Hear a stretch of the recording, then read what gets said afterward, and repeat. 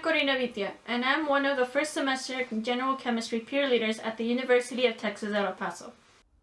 Hi, my name is Anin Martinez, and I am a second semester general chemistry peer leader at the University of Texas at El Paso, where I am currently seeking a second bachelor's in microbiology. Hello, my name is Marianne Marin, and I am a student at the University of Texas at El Paso, or UTEP, where I am currently completing my undergraduate studies in biology. Previously, I had worked as a peer leader in our first semester general chemistry program for a year and a half. Peer-led team learning, or PLTL, is an educational model that seeks to foster student learning through peer-assisted sessions. It has a rich history, but it was most recently formalized in 2011 when practitioners of the model met to form the Peer-led Team Learning International Society, or PLTLIS. Since then, PLTLIS has upheld its mission by supporting institutions and practitioners through various means, including but not limited to holding annual conferences and supporting the development and dissemination of peer-led team learning techniques. Much like supplemental instruction, peer-led team learning is a method that seeks to improve student learning outcomes through interactive workshops facilitated by a student leader. This student leader, or peer leader as we call them, is an undergraduate student who has previously excelled in the course and has been trained to guide workshop sessions. Rather than acting as a teacher, the peer leader adopts the mantle of a guide whom serves to support learners in mastering course content. However, there are a number of differences between SI and peer-led team learning. While PLTL programs across various institutions adhere to the same basic principles of team-based collaborative learning, each program shapes their own approach. SI programs also share the same basic principles but adopt a more standardized approach overall. At our institution, PLTL workshops have been implemented for over 20 years in the traditionally difficult first-year general chemistry courses. Unlike the voluntary sessions in SI, these workshops are a mandatory component of the course. Once a week, peer leaders meet with a fixed cohort of students for 2-hour sessions where they share effective study strategies, develop new practice problems, create exam reviews, and help students master that week's content. Additional one-on-one help can also be provided at weekly peer leader office hours if needed.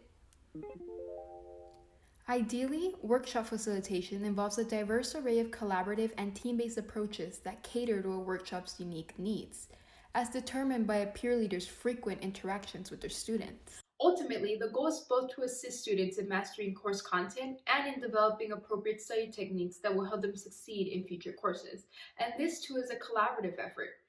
At UTEP, peer leaders are expected to attend a 1-hour meeting twice a week with faculty at the Department of Chemistry to outline weekly goals and expectations. This time also allows peer leaders to collaborate to solve common issues, exchange ideas, and develop novel activities. Across the years, peer leaders at various institutions have developed novel approaches to small group learning, a joint effort by peer leaders and faculty at the University of Texas at El Paso and the Peer-led Team Learning International Society led to a development of the work Facilitating Team-Based Learning, a peer leader's guide to leading learning activities. This resource provides peer leaders information on their role as facilitators, in addition to various team-based learning activities that could be employed in their workshops. This text, distributed by PLTLIS, acts as a general guide with techniques that can be applied to various disciplines. Therefore, faculty seeking to establish their own PLTL programs or those wishing to empower their peer leaders could use this guide as an additional resource. Our institution has also guided efforts to translate the guide along with other resources into Spanish. UTEP is located in the city of El Paso, Texas, along the US-Mexico border. Our campus is here, and our sister city of Ciudad Juarez, Chihuahua is there.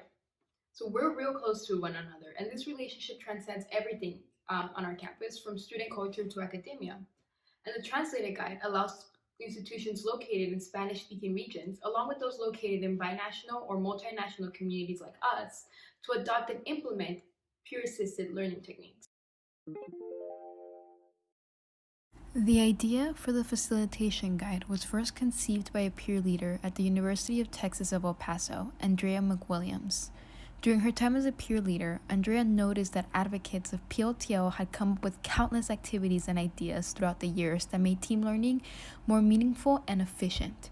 She decided that her program needed a single resource guide that housed these various team-based learning techniques. So Andrea worked with Dr. James Beckbar, Dr. A.E. Dreyfus, and fellow peer leaders on compelling activities that had been previously developed. Her hope is that the guide will be continuously expanded and edited.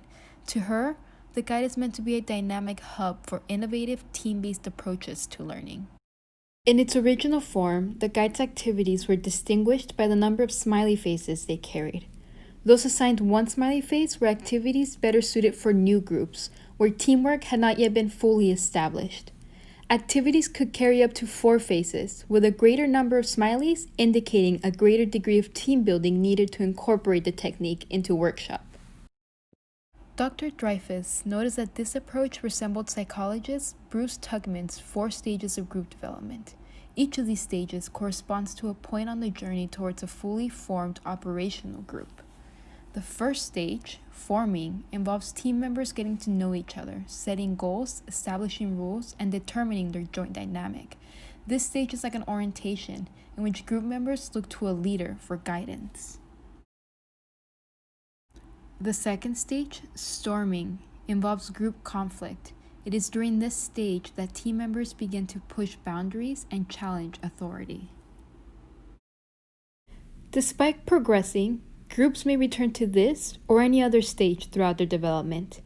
It is not always a linear process, so an activity, like a game, may sometimes be needed to reform the group's energy. If the group survives this stage, storming gives way to the third, norming. It is here that the group begins to define normality. A clear sense of purpose and well-established individual roles and responsibilities should become clearer as these issues are resolved. Ideally, the group should also come together and feel comfortable with one another. The last stage, performing, occurs once the group begins to function at its full potential. With Dr. Dreyfus's guidance, the workbook adopted a structure inspired by these ideals. Each section in the facilitation guide corresponds to one of Tugman's stages of group development. All peer leaders go through a week-long training prior to the start of a new term, during which they practice group-based learning activities, as well as the technical skills required to evaluate workshop students and contribute to the overall course grade. Although the efforts of experienced peer leaders to pass down first-hand knowledge and support to first-time peer leaders are thorough, the facilitation guide provides a constant reference for peer leaders to resort to when they require assistance to personalize their own workshops.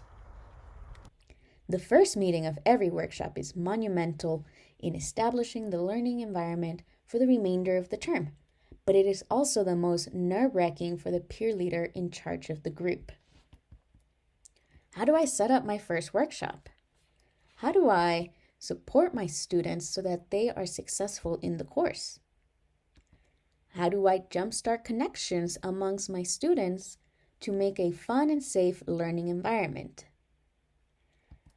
How do I engage my students to take an active part in their own education? These are all questions that peer leaders ask themselves throughout their experience working with fellow students. The facilitation guide is full of tailored group activities and communication techniques to answer these questions. The facilitation guide benefits all peer leaders so that they may become successful facilitators by providing insightful strategies to manage challenging scenarios in a workshop environment. The facilitation guide provides tips from previous peer leaders with hands-on experience in such a circumstance, as well as visual aids, potential pitfalls, and reflections for over 45 collaborative learning activities and process techniques to strengthen the skills required to be a successful leader. Constant resources in the facilitation guide. The physical guide is divided into 5 parts. The first section focuses on strategies to prepare a workshop and what the role of the peer leader is. Section 2 is geared towards forming a successful group of learners with techniques and activities that focus on establishing a positive learning environment. Section 3 contains tips to direct collaborative activities that are ideal for groups that have already had the opportunity to get to know each other. Section 4 is about facilitating a team of learners where the overall expectations of the team have been raised due to their strong teamwork. Finally, Section 5 details competitive games designed to assess the progress and understanding of students who are very comfortable with each other and can handle intense competition. The importance of translating this facilitation guide is to extend the peer-led team learning model to Spanish-speaking institutions and the Spanish-speaking community as a whole. The El Paso Juarez Borderplex is home to a binational community with a strong Hispanic heritage.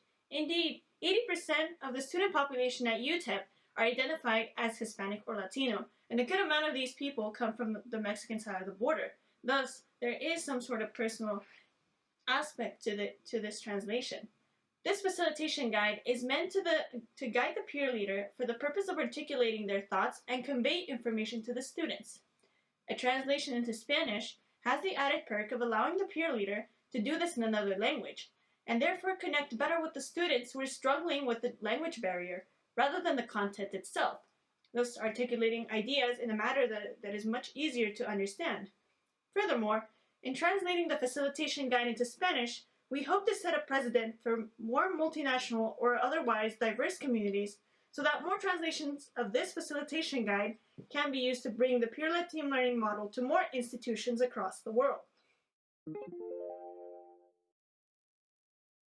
Translating peer-leading material into Spanish has long been a goal of PLTLIS, and in fact, discussions on the matter date back to as early as 2009, but this project was shelved for many years. It wasn't until a group of individuals associated with PLTLIS began discussions with the University of Mexico to bring the PLTL model to their institution that the project was brought back into the forefront of PLTLIS's goals. Ultimately, translation of the guide was a concerted effort between peer leaders and faculty at multiple institutions and the peer-led Team Learning International Society. The initial effort was guided by myself and 3 other peer leaders at UTEP. We divided the guide into 4 equal sections and translated it. Afterwards, one of the involved peer leaders and I edited the guide for readability and consistency. At this stage of the process, we found it prudent to standardize terms that did not have a universal direct translation, but would be frequently used throughout the guide. This required finding a balance between maintaining the meaning and readability of such terms and simply ensuring that the translation felt right. For example, the term peer leader gave us much trouble. Its direct translation would be something akin to líder de compañeros or leader of peers. Although this term maintained the direct meaning of the word, to us it didn't quite feel natural. After brainstorming, we came up with alternate translations such as líder de taller or líder de grupo, which mean workshop leader and group leader respectively. These terms conveyed the meaning conceptually and also felt more readable to us, the native Spanish speakers. Other translation efforts for peer-led team learning and supplemental instruction are likely to face similar issues in which the strict fidelity of translation must be sacrificed in order to maintain coherence or describe conceptual ideas in the new language. For us, standardizing these terms early in the process helped facilitate future steps. This measure also provides a good standard for us to use when translating future works. As SI already has a strong international influence, many of its identifying terms have likely already found their accepted translation, but this is still something good to keep in mind when considering future projects. Once we, the peer leaders, had refined our initial draft, secondary edits were made by a then postdoc also involved in the project, Dr. Daniel Carbajal. Refinements and quality control edits were completed by Dr. Anna Freiman from Northeastern Illinois University. For her part, Dr. Freiman helped clarify the text. She replaced verbiage that was too literal with more conceptual descriptions of the activities. The initial translation was done by peer leaders who, like myself, have lived in the border region their entire lives. This fact influenced the language we used to translate the guide. We had unknowingly used terms that were unique to our region. Similarly, Dr. Carbajal grew up and completed his undergraduate studies in the same northern Mexican state of Chihuahua that Ciudad Juarez is situated in. Therefore, our slang likely did not appear out of place to him. However, Dr. Freeman is originally from Uruguay and was able to pick up on these terms. For example, in our draft, we translated the word car to carro. If these words look similar, it's because they are. The term was derived from the English word. It is frequently used throughout northern Mexico, but not so much further south. Dr. Freiman changed such words to their more technical synonyms to make the translation universal across most Spanish-speaking regions. Ultimately, this works assembly has the potential to provide peer leaders with an additional resource that they can consult as needed. At our institution, most peer leaders deliver 2 workshop sessions a week to 2 different cohorts of students. The need to adjust activities to fit the unique needs and strengths of different workshops is an issue that may arise. At times, different workshops call for wholly different approaches. You may have a set of students who are very receptive to interactive game-like activities, while your other workshop responds best to pair and think-share-like activities. Having a text like the facilitation guide allows peer leaders access to many activities so that they may plan their sessions to better suit the needs of their students. Essentially, the guide facilitates access to team-based learning strategies. We're able to provide our peer leaders with a diverse array of approaches to meet the equally diverse groups of students they will interact with. In addition, future editions of the guide provide an opportunity for peer leaders to contribute new activities and be recognized for that effort. In the future, we hope to continue to translate additional peer-led team learning material and coordinate to bring the PLTL model to other institutions. These 2 goals partly go hand in hand. As previously mentioned, PLTLIS was in talks with the National Autonomous University of Mexico to bring the PLTL model to their institution. Unfortunately, due to the ongoing pandemic, progress on this front has been delayed, but we hope to advance this project in the future. If the facilitation guide in Spanish serves as a good resource for other programs, we hope to translate some of the other workshop material owned by PLTLIS. These materials will soon be available through shop.pltlis.org, and additional information on the PLTL model can also be found at pltlis.org. Ultimately, all of our workshop materials are meant to be dynamic. With that in mind, we hope to continue to improve upon the guide through the joint effort between our peer leaders and the faculty that support them.